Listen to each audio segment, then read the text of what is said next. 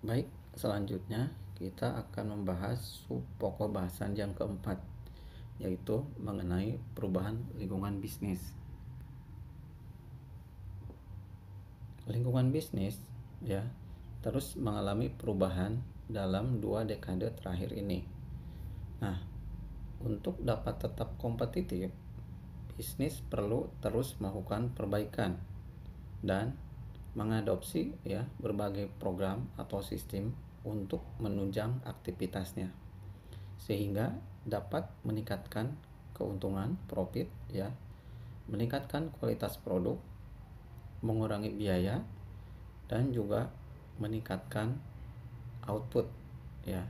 Nah, selain itu juga yang terpenting mengurangi waktu respon pelanggan.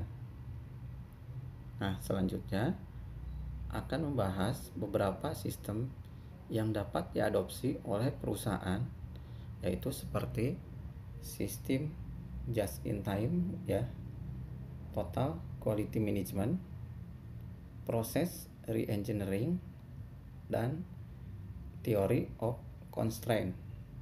Nah, kemudian kita akan melihat ya bagaimana persaingan internasional dan munculnya e-commerce.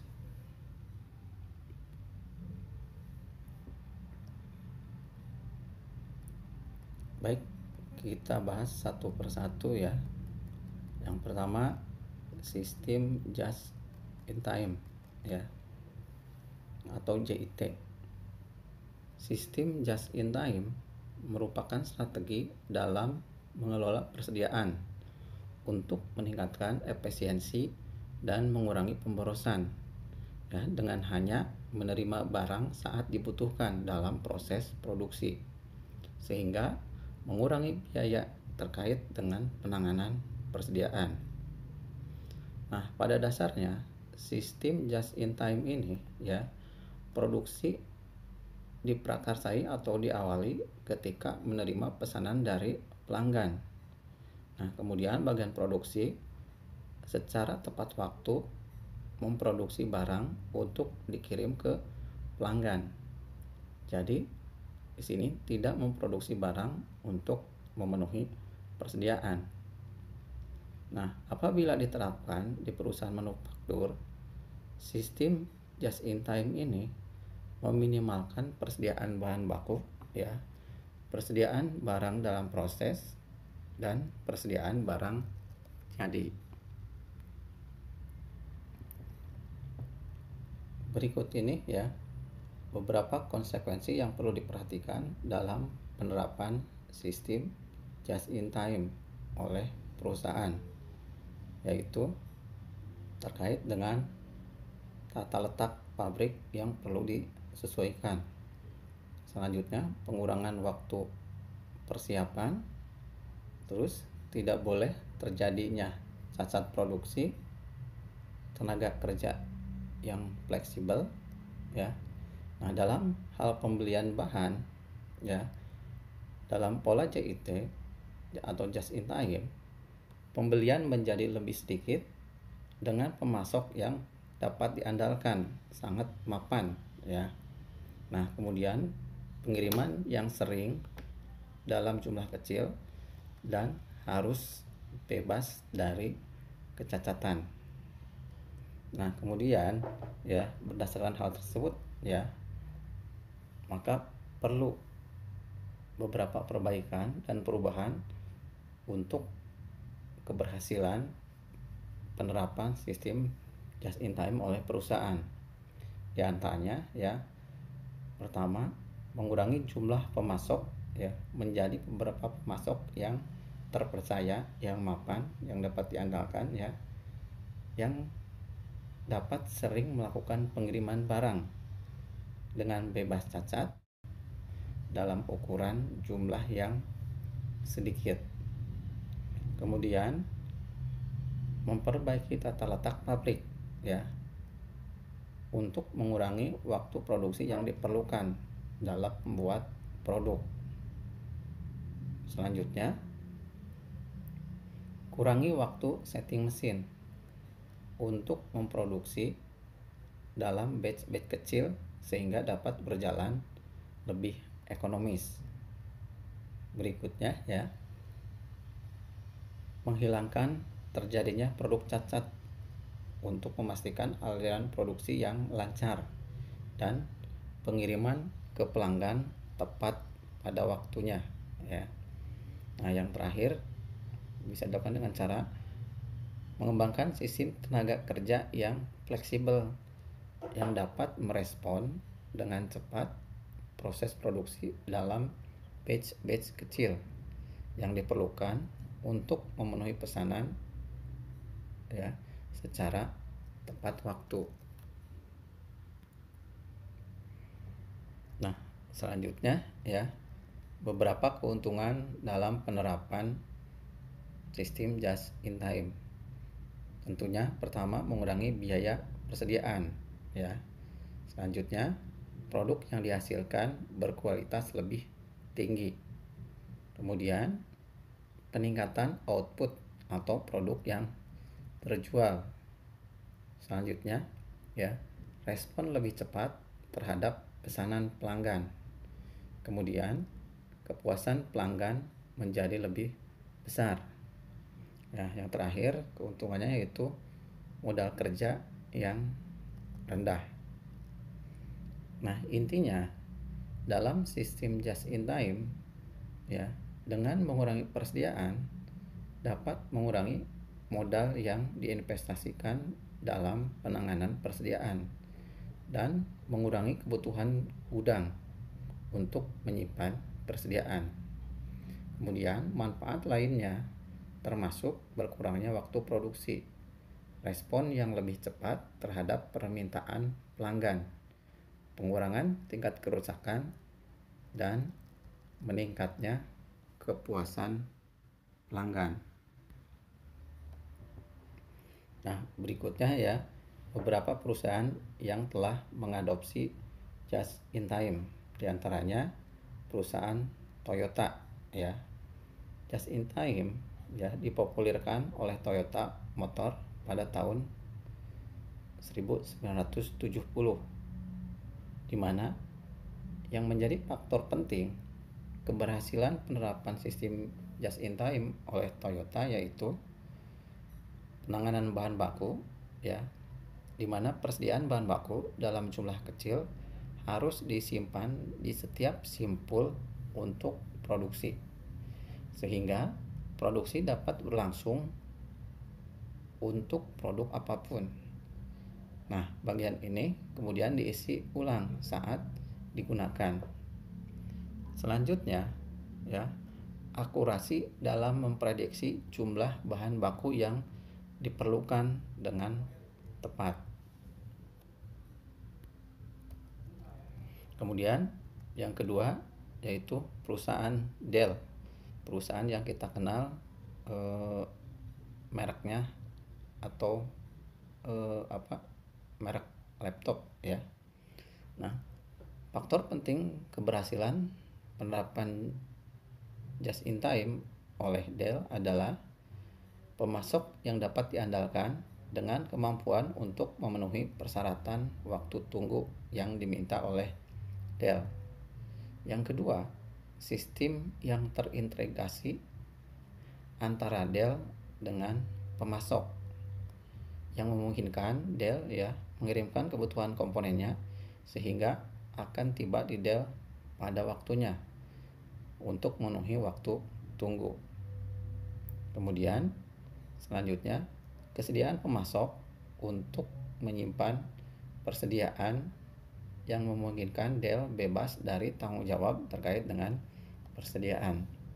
Nah, itu ya beberapa perusahaan yang menerapkan sistem just in time. Berikutnya ya, total quality management atau TQM.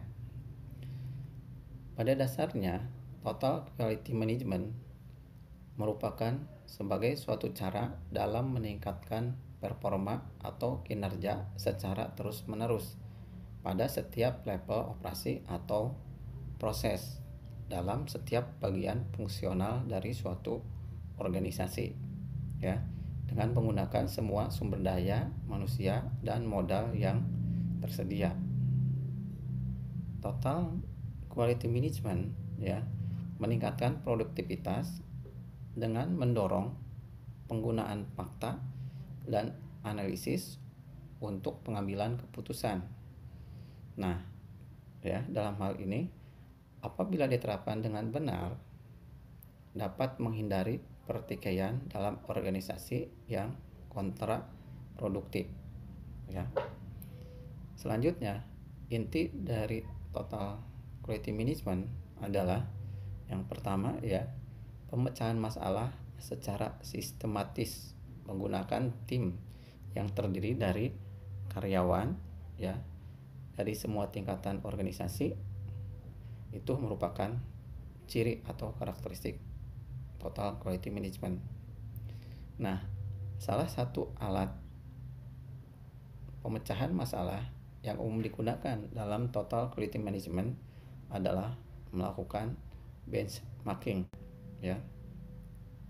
Kemudian terus menerus melakukan perbaikan, ya, yaitu dengan alasan jika praktek bisnis tidak membaik maka pesaing akan menyusul. Perlu terus mencari metode yang lebih baik dan efisien. Nah, yang terakhir, fokus utamanya, ya, adalah melayani pelanggan. Selanjutnya, proses re-engineering atau mungkin dalam bahasa Indonesia, ya, proses rekayasa ulang. Nah, proses rekayasa ulang, ya, merupakan suatu proses merubah proses bisnis secara radikal dan dramatis agar bisnis tersebut bisa berproses menjadi lebih efektif dan efisien, ya. Nah, proses bisnis merupakan serangkaian langkah yang diikuti untuk menjalankan tugas dalam bisnis. Nah, dalam menjalankan proses rekayasa ulang, ya, pertama, bisnis proses digambarkan secara rinci. Kemudian, setiap langkah dalam proses bisnis itu harus benar, ya. Selanjutnya, prosesnya didesain ulang, ya, untuk menghilangkan semua aktivitas yang tidak memiliki nilai tambah.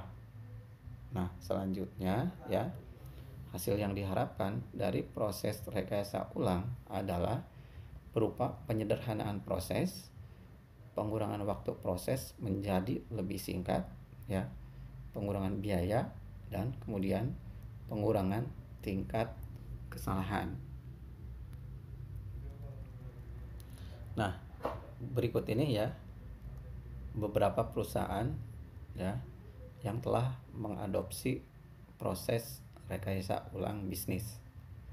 Pertama, Taco Bell, ya, yaitu sebuah jaringan restoran Amerika yang menjual makanan Meksiko, ya, dengan programnya yaitu K-System, di mana berupa konsep restoran tanpa dapur, hanya menyediakan bumbu-bumbu dan air panas untuk menyajikan dan memanaskan bumbu-bumbu tersebut, ya.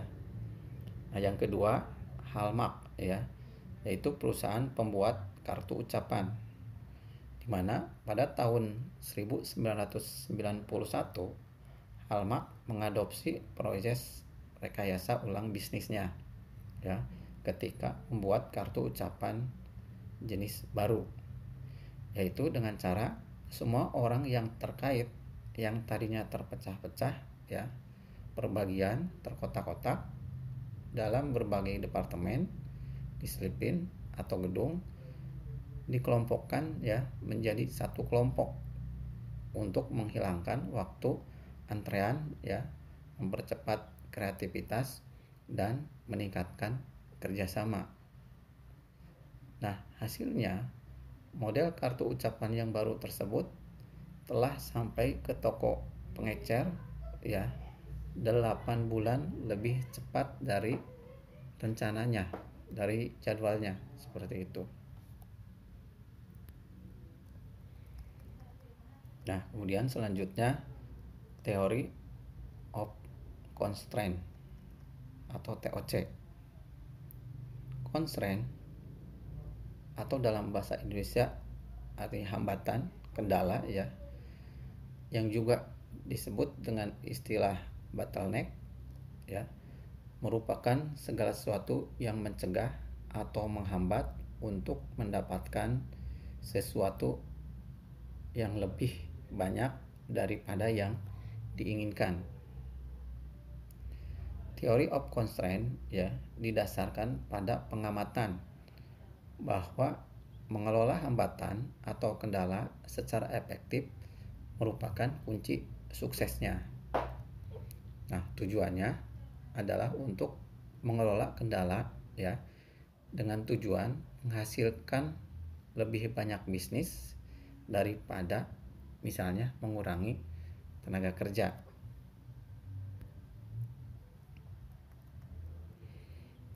Nah, pendekatan teori of constraint untuk proses perbaikan melibatkan 4 langkah ya.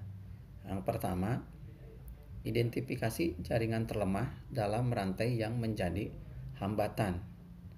Kemudian ya, jangan menempatkan tekanan yang lebih besar pada sistem daripada yang dapat ditangani oleh jaringan terlemah tersebut.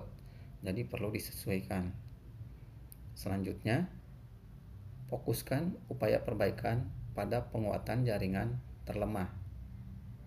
Kemudian, jika upaya perbaikan berhasil, maka rantai yang paling lemah akan diperbaiki sehingga tidak lagi menjadi rantai atau jaringan yang paling lemah. Nah, pada titik ini, rantai terlemah yang baru harus diidentifikasi dan proses peningkatan dimulai dari awal lagi ya.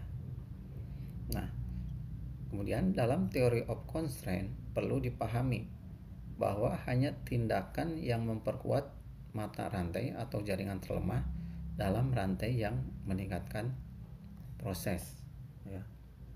Nah, berikutnya beberapa perusahaan yang menerapkan teori of constraint ya.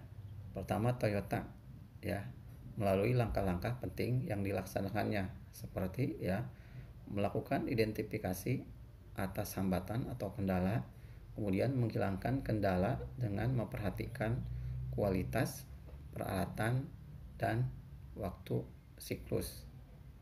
Kemudian perusahaan Ford Motor ya menggunakan teori of constraint untuk memotong waktu tunggu ya dari sebelumnya 10,6 hari menjadi 2,2 hari. Nah, kemudian ya selanjutnya persaingan global ya, international competition. Nah, selama beberapa dekade terakhir persaingan telah mendunia ya di sebagian besar industri, di mana penyebab utamanya yaitu meningkatnya persaingan di seluruh dunia ya, yang berupa pertama potongan tarif, kuota, dan hambatan lainnya dalam perdagangan bebas.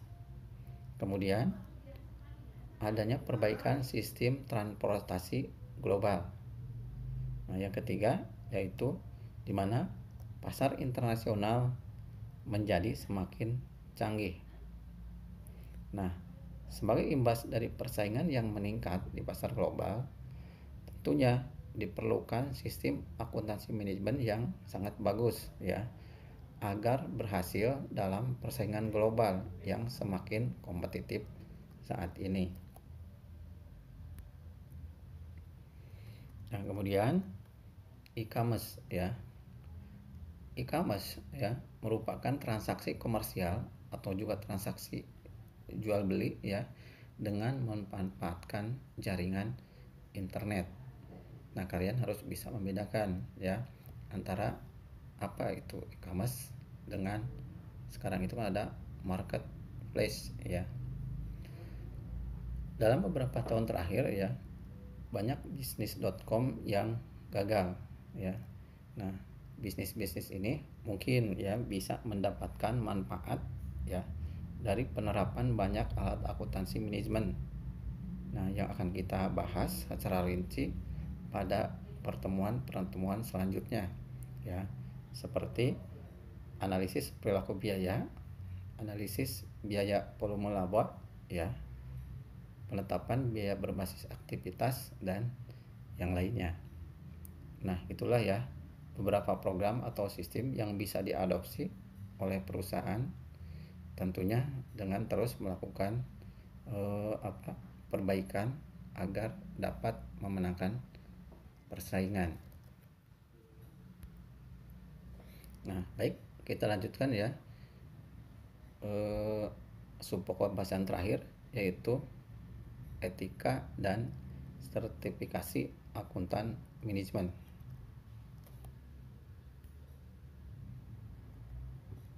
Pertama, kode etik untuk akuntan manajemen. Akuntan manajemen bertugas untuk ya membantu tugas manajer dalam usaha mereka untuk meningkatkan kinerja perusahaan. Nah, namun tujuan tersebut ya tentu harus dicapai dengan atau melalui cara-cara yang sah dan etis ya. Nah, sistem akuntansi manajemen ya mungkin saja dapat dimanfaatkan oleh manajer untuk mendukung perilaku tidak etis ya. Oleh karena itu ya, akuntan manajemen harus berpegang pada satu kode etik yang akan berperan sebagai pengendali dalam pelaksanaan tugas dan kewajibannya. Nah, di sini Institute of Management Accountant atau IMA ya telah memberikan panduan terkait dengan standar etis dan penyelesaian konflik etis. Nah, untuk di Indonesia ya ada IAMI, Institut Akuntan Manajemen Indonesia ya, di bawah IAI.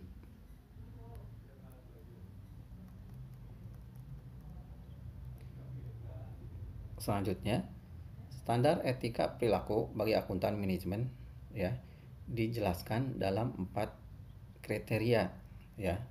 Pertama adalah kompetensi profesional, di mana seorang akuntan manajemen wajib ya pertama menjaga tingkat kompetensi profesionalitasnya yang memadai ya.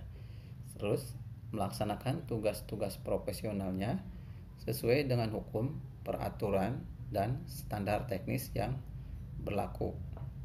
Kemudian menyiapkan laporan dan rekomendasi yang lengkap serta jelas setelah melakukan analisis yang benar. Kedua ya adalah terkait kerahasiaan. Seorang akuntan manajemen wajib ya tidak mengungkapkan informasi rahasia kecuali diwajibkan secara hukum untuk melakukannya. Kemudian tidak menggunakan informasi rahasia untuk keuntungan pribadi ya. Selanjutnya memastikan bawahan tidak mengungkapkan informasi rahasia perusahaan ya. Nah, selanjutnya ya yang ketiga mengenai integritas ya, dimana seorang akuntan manajemen harus pertama menghindari konflik kepentingan ya dan beritahu orang lain tentang potensi konflik. Kemudian tidak merusak tujuan organisasi. Terakhir, mengetahui dan komunikasikan terkait dengan keterbatasan pribadi dan profesionalnya. Selanjutnya ya, hindari aktivitas yang dapat mempengaruhi kemampuannya dalam menjalankan tugas. Nah, kemudian menahan diri dari aktivitas yang dapat merugikan profesi,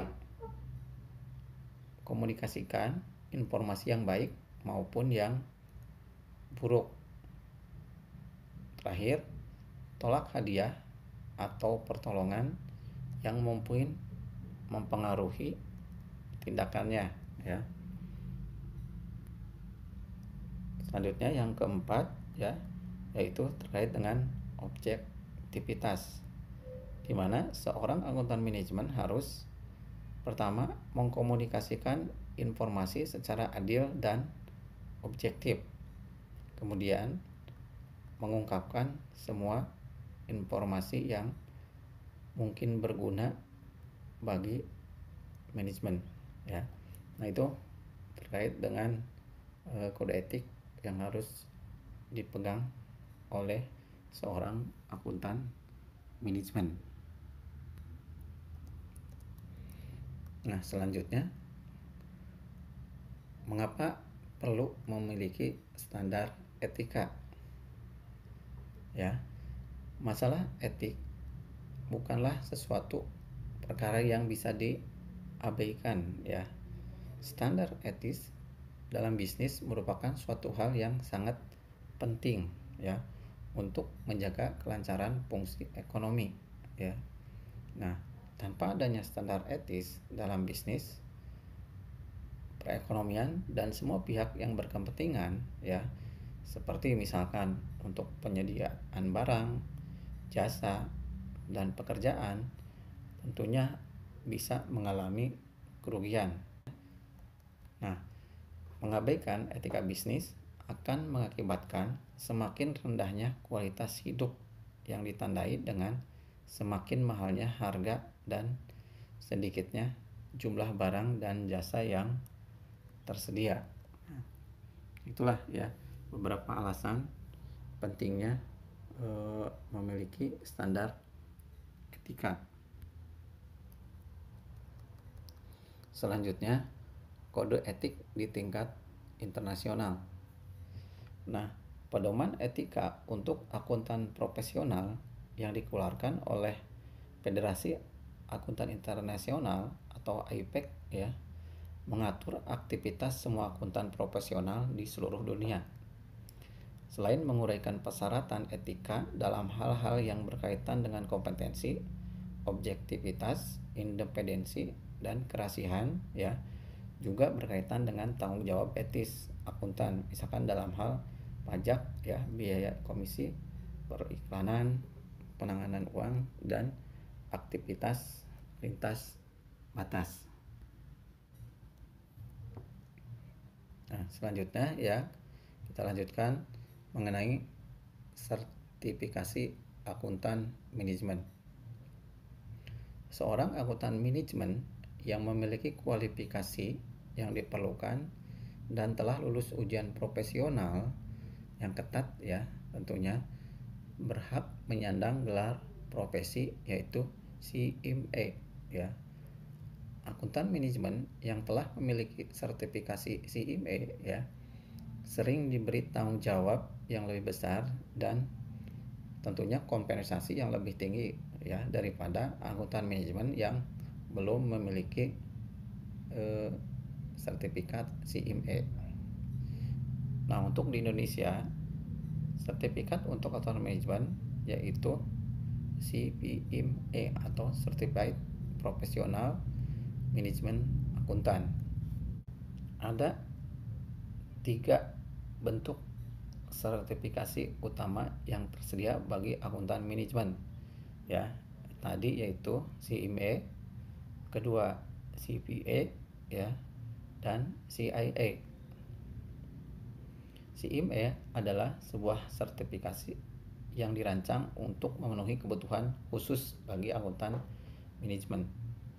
Nah, saat ini, ya, penghargaan terhadap CMA terus meningkat, ya, di mana sertifikat tersebut, ya, sekarang sangat diakui diperlukan di dunia industri. Kemudian CPA, ya, mungkin kalian sudah kenal, ya, merupakan sertifikasi yang paling tua dan paling terkenal dalam akuntansi. Nah, diharuskan ini bagi akuntan yang menjadi auditor eksternal. Nah, walaupun tidak berorientasi pada akuntan manajemen ya, si manajemen, CPA banyak dimiliki juga oleh akuntan manajemen. Kemudian yang terakhir yaitu CIA ya, merupakan sertifikat bagi auditor internal. Penting dan diakui dalam dunia industri karena dibutuhkan juga seperti itu.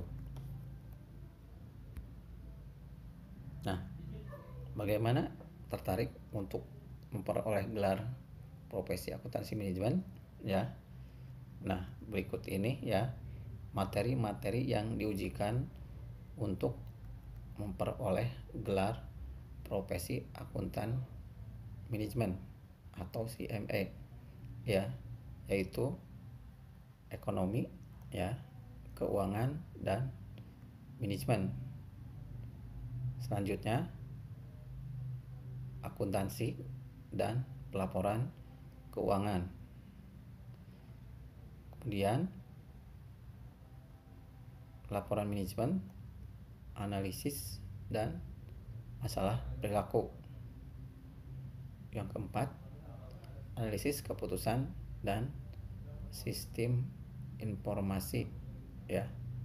Nah, itu ya bidang-bidang keahlian atau ilmu yang diujikan ketika ingin mengikuti sertifikasi akuntan manajemen ya. Selanjutnya demikian ya materi akuntansi manajemen untuk pertemuan pertama ini ya. Mudah-mudahan bisa dipahami. Kalau misalkan ada yang belum dimengerti, kalian bisa ditanyakan ke dosennya masing-masing ya. Terima kasih. Wassalamualaikum warahmatullahi wabarakatuh.